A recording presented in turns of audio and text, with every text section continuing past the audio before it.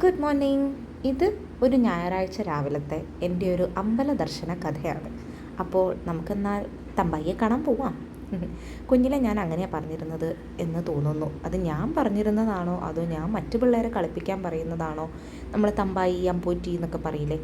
അപ്പോൾ എന്തായാലും നമ്മൾ അമ്പൂറ്റിയെ കാണാൻ പോവാണ്. പോയിക്കൊണ്ടിരിക്കുന്നത് തൃപ്പൂണിത്തുറയിലെ ഒരു ഫേമസ് ആയിട്ടുള്ള ക്ഷേത്രമാണ് ആമേട.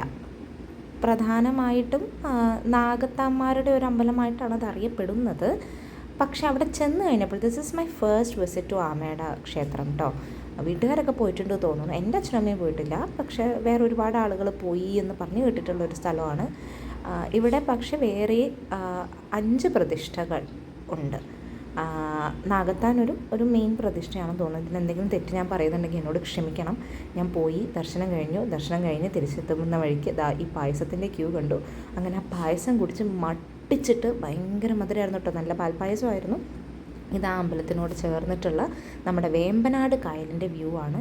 അപ്പോൾ അവിടെ നിന്ന് ഞാൻ തിരിച്ചിറങ്ങുന്ന വഴിക്ക് ചേച്ചിമാർ എന്നെയും കൊണ്ട് പപ്പടവും എള്ളുണ്ടയും വാങ്ങിപ്പിച്ചു. അപ്പോൾ ഈ ആമയുടെ അമ്പലത്തിൻ്റെ തൊട്ടടുത്ത് തന്നെയാണ് എൻ്റെ അച്ഛൻ്റെ പെങ്ങളുടെ വീട്. അച്ഛൻ്റെ മൂത്ത സഹോദരിയാണ് കേട്ടോ.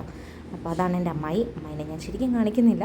അപ്പോൾ ഇതാണ് അമ്മായിയുടെ വീട്. അമ്മായിയുടെ അടുത്ത് ചെന്നപ്പോൾ എനിക്ക് നല്ല സുടാ ദോശയും ചട്നി അമ്മായി ഫ്രഷായിട്ട് ചുട്ട് തന്നതാണ്. അപ്പോൾ അമ്മായിനെയും കണ്ട് നമ്മുടെ ആമയുടെ അമ്പലവും ദർശിച്ച് ഈ കുറച്ച് പൂക്കളും പിന്നെ അവിടെ ഉണ്ടായിരുന്ന കുറച്ച് വാഴക്കൊലയും കാര്യങ്ങളൊക്കെ എടുത്തുകൊണ്ട് ഞാൻ അന്നത്തെ എൻ്റെ ഒരു സൺഡേ മോർണിംഗ് അവസാനിപ്പിച്ചു. നിങ്ങളൊരു സൺഡേ മോർണിംഗ് എങ്ങനെയാണ് അറിയിക്കില്ലേ? അപ്പോൾ സീ യു സൂൺ.